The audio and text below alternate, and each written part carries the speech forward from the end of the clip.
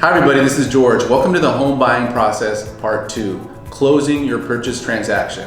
The purpose of this video is to explain the process from the time that you get your offer accepted to the time that I hand you your keys and your new homeowner. The process can be a little bit complex, so I'm going to take you step by step so that you know what to expect and you have the best experience while you're purchasing your home. So congratulations, your offer has been accepted. I call this day zero, which is when the buyer and the seller sign the contract and we have a valid and binding contract. So all of the timelines that I'm going to use are the timelines that are currently on the standard California contract. Now, normally it's a 30-day closing period, but sometimes it could be 35 or 45. It just depends on what you signed with the seller. But for the purpose of this video, I'm going to use a 30-day closing period. So first thing that we have to do after your contract is accepted is we need to wire that earnest money deposit to the escrow company. During the contract negotiations, we agreed on an earnest money deposit amount. Usually it's between 1% and 3% of the purchase price. And what this is just a good faith deposit to let the seller know that we mean business and we're ready to go. And it is refundable. I will explain the terms of the refundable deposit a little bit later. A couple of tips before we go any further. First thing is, I want to let you know that we're probably going to have a couple of bumps in the road. I'm going to try to navigate as best as I possibly can, but some things are going to be out of our control. Remember that there's a lot of moving parts on this transaction. We have an appraisal that we have to perform. We have an inspection that we have to perform. We have buyer, seller, listing agent. We have all these different personalities and all these different factors. So sometimes there will be a bump in the road. I will help you get through it. Just persevere and we will get to the finish line. Number 2, I apologize ahead of time for all the paperwork. We're in the state of California. Personally, as a real estate agent, I have to give you all these disclosures for compliance. You're also going to be getting paperwork from the escrow company, and you're also going to be getting paperwork from the lender. So it's going to be coming at you from all different directions. Again, I apologize ahead of time. Just try to sign it as soon as possible so that we can keep everything kind of going smoothly. So the first 21 days of the contract is what we call the due diligence period or the contingency period, okay? So during this time, what we're gonna be doing is we're gonna be working on investigating the property, but also you're gonna be working on your loan directly with your lender. So during this 21-day due diligence period, there are several things that we are going to investigate on the property to make sure that it's up to standard.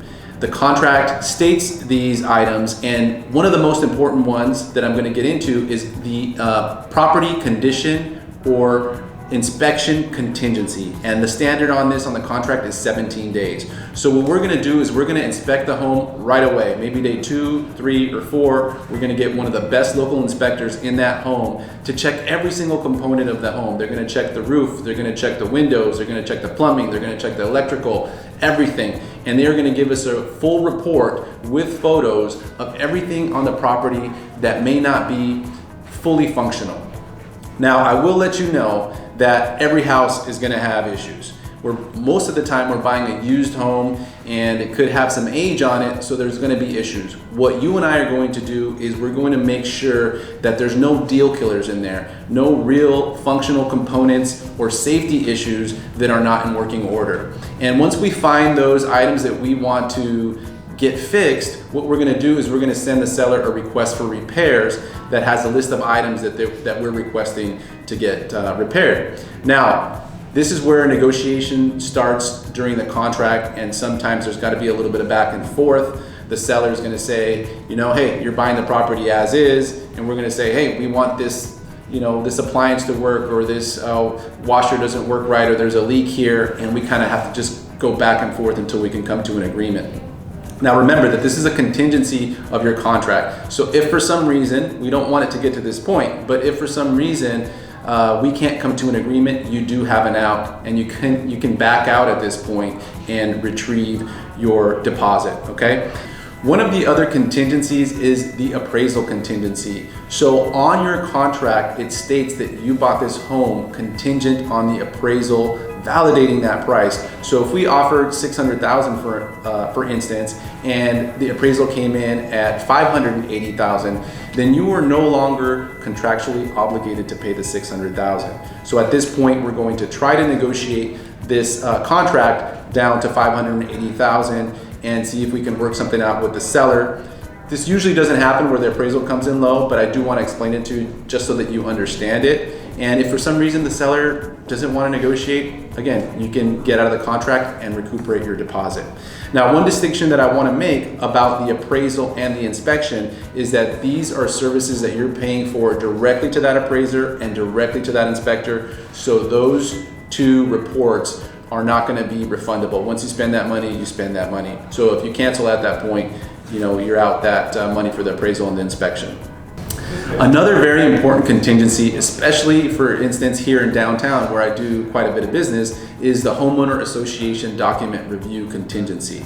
This gives you the opportunity to review the documents that the HOA has provided, which includes the rules and regulations of the HOA, and very importantly, the financial statements of the HOA. How much money does that HOA have in the bank? Are they financially stable? You also want to know about the rules of the HOA. What is the minimum rental term in that homeowners association?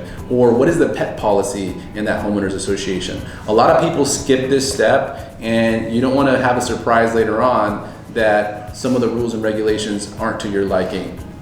So HOA is very important as well. Now, remember that I told you that we are also working on the loan at the same time. So the loan contingency is 21 days. And what that means is on your contract, it states that you purchased this home contingent on you being able to obtain financing. So during this whole process, when we're investigating the property, you're also going to be working with your lender to get your loan approved. And I'm going to be contacting that lender to get the green light where he or she is 99.9% sure that you're going to be able to get this loan. So we're looking for a full loan approval, okay? And around 21 days, if we get that full loan approval and I get the green light from your lender, then what we're going to do is we're going to remove the contingency. And this is actually in writing, a document that we send over to the sellers and let them know that we're removing all contingencies at that point, okay? Now, I get this question a lot. What happens if we're not ready at 21 days to remove all contingencies? What's gonna happen at that point is that we can probably ask for a little bit more time. Currently in California, it's not uncommon for these loans to take 23 or 24 days to fully approve, so we might ask for a little bit of time to get an extension. Now, don't worry, your deposit is not going to become non-refundable automatically. We have to actually sign something before the deposit becomes non-refundable, and I will guide you through that and make sure that I get the green light from the lender and make sure that you're okay with the inspection and everything else before we do that. Okay. Also around this time, I think that you should probably turn on the utilities. We're getting really, really close to closing, and sometimes people forget, so I just want to remind you to call the utilities and make sure that when you get there, the lights are on, okay?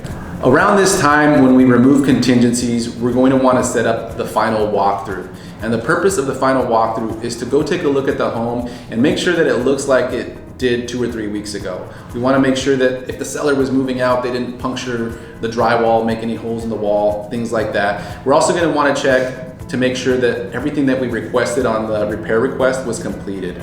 So once we do that, we just sign off on the final walkthrough and we're ready to go to the next step, which is the loan signing. You know, your lender by this point has totally approved you, and they're going to furnish you with a set of documents to sign. And here in California, we can sign those with a mobile notary. So the mobile notary can go to your house, they can go to your work, you can meet them at a Starbucks, and also you can actually go to the escrow company if you'd like to, and you can sign there as well. And they're going to notarize these documents for you.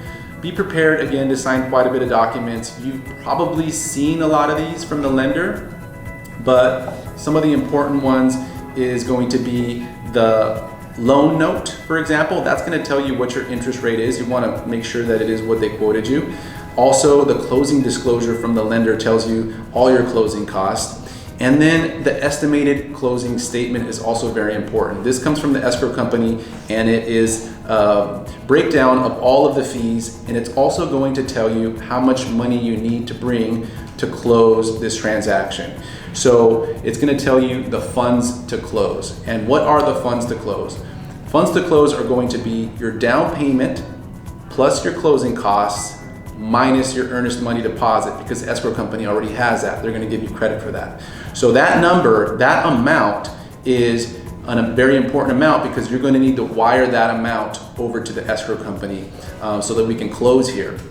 And once you do that, once you sign the loan documents, it's going to take a day or two for the bank to send their money to the escrow, and then by that point your money is with escrow, and then we can close. Actually close the transaction. What's going to happen is the deed is going to be recorded in the county, and the day that the deed gets recorded at 5 p.m. We get a call and they say it's official, we have a new homeowner, and I will meet you at the house that day at 5 p.m. and I'll hand your keys to you, and you will now be a homeowner. Congratulations to you, and that's it.